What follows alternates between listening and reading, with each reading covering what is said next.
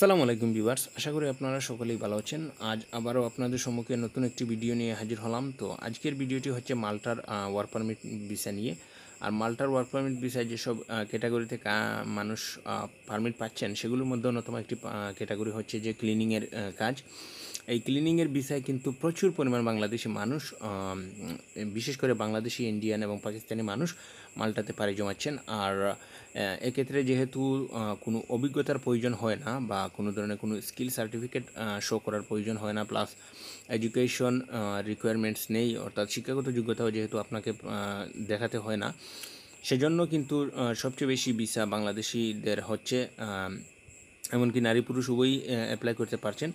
এবং বিভিন্ন ক্যাটাগরির ক্লিনিংয়ের ক্ষেত্রেও কিন্তু একজন অ্যাজ এ ক্লিনার আপনি বিভিন্ন ক্যাটাগরিতে পারমিট আনাতে পারবেন, অর্থাৎ বিভিন্ন ক্যাটাগরির ওয়ার্ক আপনি করতে পারবেন।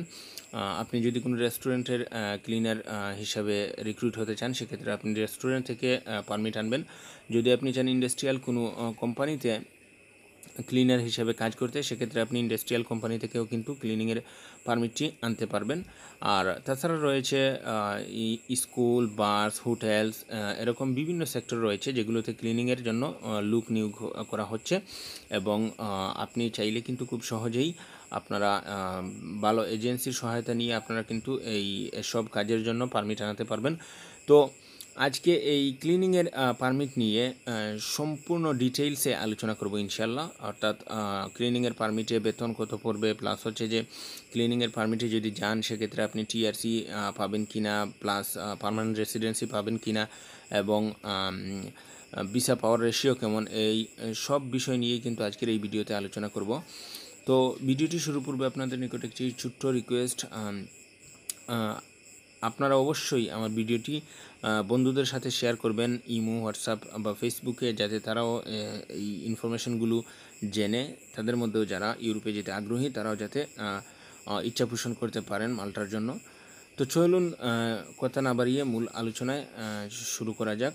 তো প্রথমেই বলি, মাল্টাতে যদি আপনি, মাল্টা হচ্ছে একটা সেনজেনের অন্তর্ভুক্ত অন্যতম একটি দেশ, এবং সেখানে যদি আপনি ওয়ার্ক পারমিট ভিসায় যেতে পারেন এবং সেখানে যদি আপনি ঠিকঠাক মতো কাজ করতে পারেন, তাহলে সেক্ষেত্রে আপনাকে প্রায় 2 থেকে 3 মাস টিআরসি কার্ড পাওয়ার জন্য অপেক্ষা করতে হবে। অর্থাৎ টেম্পোরারি রেসিডেন্সি কার্ড 2 থেকে 3 মাসের মধ্যে আপনি পেয়ে যাবেন। এরপর টেম্পোরারি রেসিডেন্সি কার্ড পাওয়ার পর কিন্তু আপনি চাইলে সেনজেনের অন্য যে কোনো দেশে যেতে পারবেন। এবং আপনি যদি চান সেক্ষেত্রে কিন্তু আপনারা মাল্টাতে অবস্থান করতে পারেন। এবং পার্মানেন্ট রেসিডেন্সিটা প্রদান করা হয় 4 বছর পর। অর্থাৎ আপনি যে কোম্পানির আন্ডারে গেছেন সেই কোম্পানিতে যদি কাজ করেন টানা 3 থেকে 4 বছর, অথবা যদি আপনি কাজ চেঞ্জও করেন, সেক্ষেত্রে কিন্তু আপনার কোনোরূপ কোনো এফেক্ট পড়বে না, আপনার রেসিডেন্সির উপরে কোনোরূপ কোনো এফেক্ট পড়বে না যদি আপনি কোনো ক্রাইম না করেন। এবং আজকের যে টপিকটা সেটা হচ্ছে যে ক্লিনিংয়ের কাজে কিন্তু বাংলাদেশ থেকে, পাকিস্তান থেকে এবং ইন্ডিয়া থেকে খুব বেশি পরিমাণে ভিসা ইস্যু হচ্ছে। তো এখন প্রশ্ন হচ্ছে যে ক্লিনিংয়ের কাজে আপনি কোন কোন সেক্টরে কাজ করতে পারবেন, সেই বিষয়টি নিয়ে প্রথমে আলোচনা করব। অর্থাৎ এজ এ ক্লিনার আপনি যদি মাল্টাতে ওয়ার্ক পারমিট নিয়ে যান, সেক্ষেত্রে আপনি কিন্তু রেস্টুরেন্টেও জব করতে পারেন বা হোটেলেও জব করতে পারেন এজ এ ক্লিনার হিসাবে। অর্থাৎ আপনি যদি ক্লিনিংয়ের কাজে অ্যাপ্লাই করেন, সেক্ষেত্রে আপনি রেস্টুরেন্ট বা হোটেলেও অ্যাপ্লাই করতে পারেন। তাছাড়া যেটা রয়েছে সেটা হচ্ছে যে ইন্ডাস্ট্রিয়াল বিভিন্ন সেক্টর, অর্থাৎ আপনি যদি কোনো ফার্মে যান বা কোনো গার্মেন্টসে যান, সেক্ষেত্রে কিন্তু আপনি গার্মেন্টসেরও একজন ক্লিনার হিসাবে, একজন কর্মী হিসাবে কাজ করতে পারেন।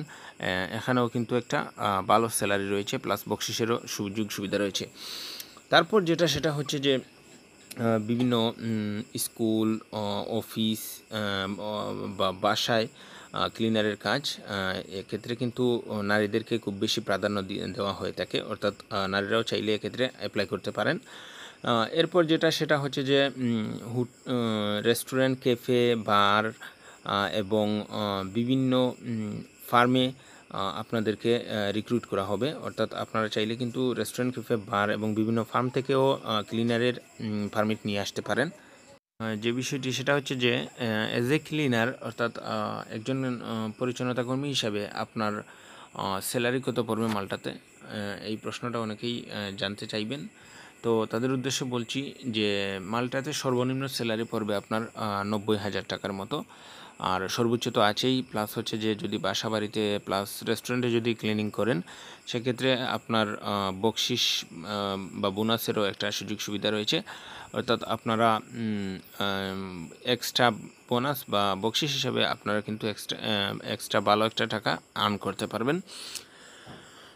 আর এটা যেটা আমি বললাম যে 90,000 টাকার কথা, এটা হচ্ছে যে সর্বনিম্ন স্যালারি। সর্বোচ্চ স্যালারি 1 লাখের উপরেও রয়েছে যদি আপনার কপাল ভালো থাকে এবং আপনি যদি কিছু স্কিল হন, আর আপনি যদি কথা বলতে পারেন, যেমন আপনি যদি ইংরেজিতে টুকিটাকি কথা বলার যোগ্যতা থাকে, পারদর্শিতা থাকে, সেক্ষেত্রে কিন্তু আপনার জন্য ভালো একটা স্যালারিও পাবেন।